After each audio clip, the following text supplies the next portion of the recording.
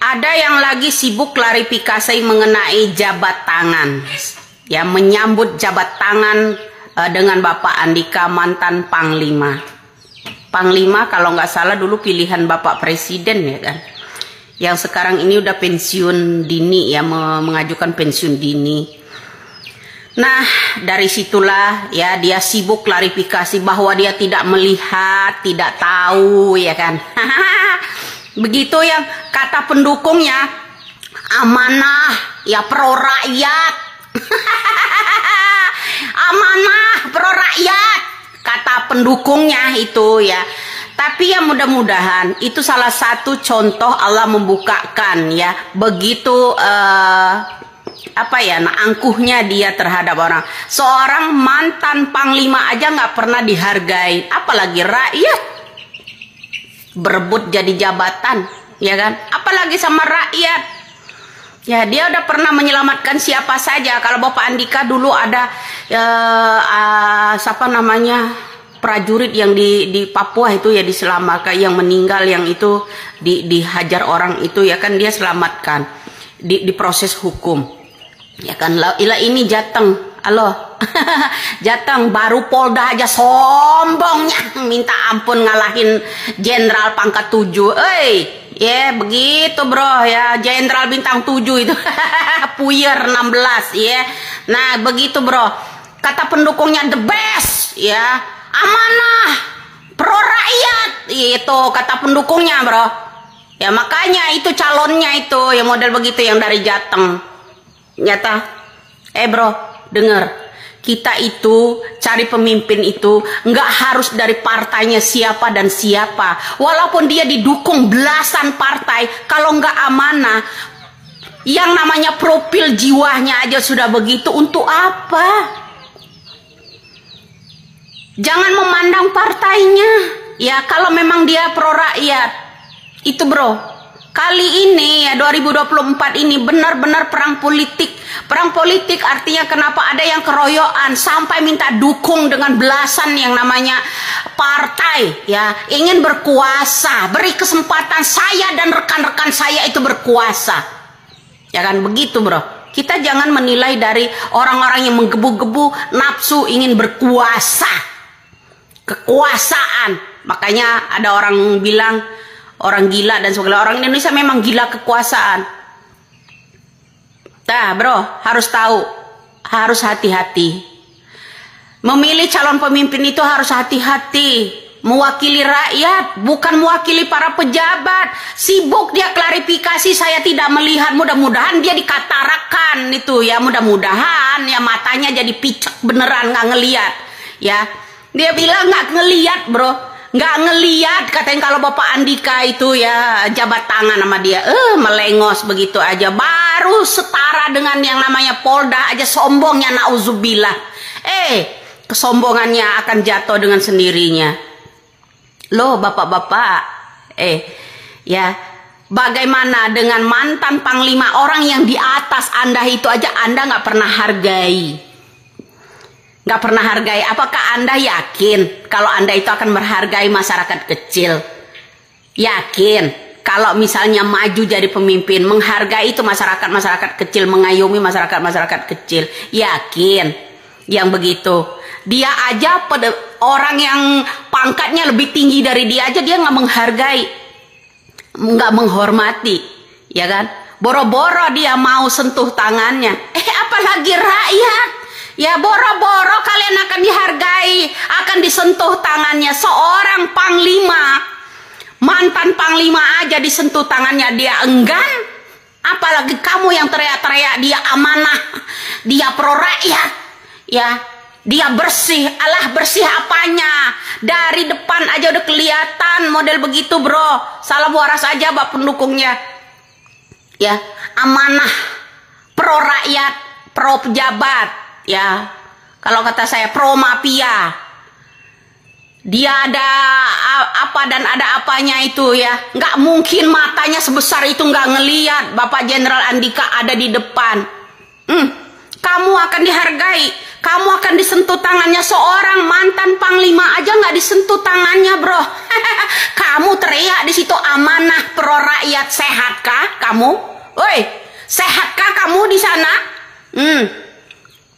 Jadi begitu. Calon pemimpin itu yang pro rakyat.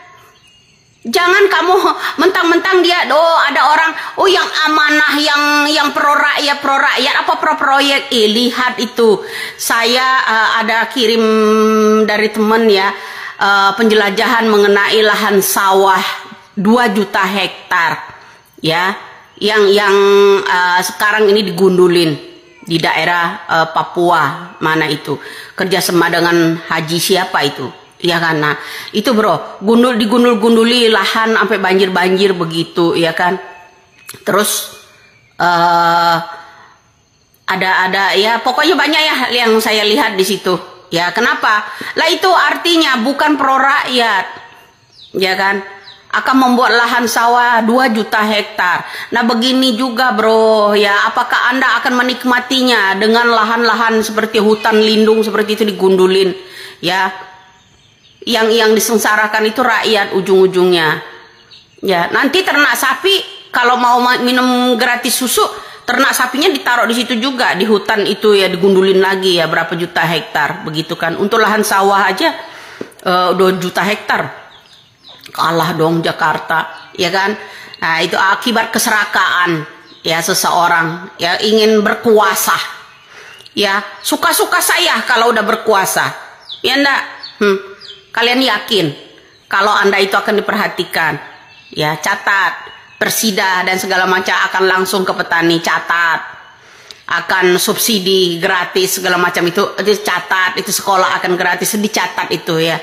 Hari ini ngomong tempe, besok mendoan, ya kan? Hari ini. Oke, halo teman-teman, kembali lagi bersama saya di channel ini. Salam NKRI harga mati. Teman-teman, kita tahu video yang begitu luar biasa yang telah disampaikan oleh Bu Widya. Begitu emak-emak ini menyampaikan ini, kita sadar akan gerakan-gerakan politik yang terjadi saat-saat ini, terkhususnya di Jawa Tengah. Kita tahu sebelumnya, di tahun-tahun sebelumnya, Jawa Tengah adalah sarangnya banteng ataupun sarangnya PDI Perjuangan. Ada beberapa kader PDI Perjuangan yang menang di sana, salah satunya terakhir yaitu Ganjar Pranowo, dan sebelumnya juga Megawati pernah menang 3 periode menjadi seorang Dewan Perwakilan Rakyat di Jawa Tengah. Artinya ada banyak kader-kader PDI Perjuangan di sana. Namun pada pilkada kali ini mereka bisa kalah. Ada apa sebenarnya? Nah, apa yang disampaikan oleh Mbak Widya ini menyampaikan, mengutarakan suatu hati masyarakat bahwa siapa sebenarnya yang layak menang, kita harus menang dan dengan cara yang baik. Daripada kita menang dengan cara yang curang, mending kita kalah dengan cara terhormat. Nah, teman-teman, pada kesempatan kali ini, daftar pemenang Pilkada Jawa Tengah 2024, Gubernur, Wali Kota, Bupati, sengitnya PDIP vs Gerindra. Yang luar biasa ini Ahmad Lutfi bersama dengan Andika Perkasa. Ini daftar nama pemenang pemilihan kepala daerah Pilkada Jawa Tengah, mulai dari tingkat provinsi sampai kota dan kabupaten. Seperti yang diketahui, pemilihan kepala daerah serentak 2024 telah digelar pada 27 November yang lalu. Nah, memang dinamika tersebut banyak yang sulit untuk diterima oleh masyarakat. Kenapa? Karena mereka merasa dicurangi. Nah, berbagai strategi yang telah disusun paslon agar bisa duduk di kursi pemerintahan daerah di Jawa Tengah. Kini beberapa nama-nama kepala daerah terpilih Jawa Tengah, ya, yaitu Ahmad Lutfi mendapatkan suara terbanyak, teman-temannya. Dia mendapatkan suara terbanyak. Kenapa dia bisa mendapatkan hal tersebut? Karena memang didukung oleh seorang presiden dan juga mantan presiden ataupun Joko Widodo. Nah, sebenarnya kita melihat video-video yang begitu viral di media sosial kita ketika seorang pejabat dan alat negara ikut cawe-cawe dalam pemilihan kali ini. Luar biasa sekali. Padahal kita melihat bahwa Andika Perkasa ini yang begitu, itu fotonya teman-teman ya, Andika Perkasa ini yang begitu rebound ya, begitu rebound suaranya, tetapi kalah pada saat pemilihan. Ini lucu sekali, jadi sebuah sejarah dan catatan bagi kita bagaimana kita tetap berhati-hati dan waspada. Ya, sangat memalukan sebenarnya ketika hal ini terjadi, artinya pesta demokrasi di Jawa Tengah itu udah hancur-hancuran. Sebenarnya reputasi polisi di mata masyarakat itu udah hancur, tetapi TNI masih bagus ya, tetapi malah sebaliknya yang menang adalah seorang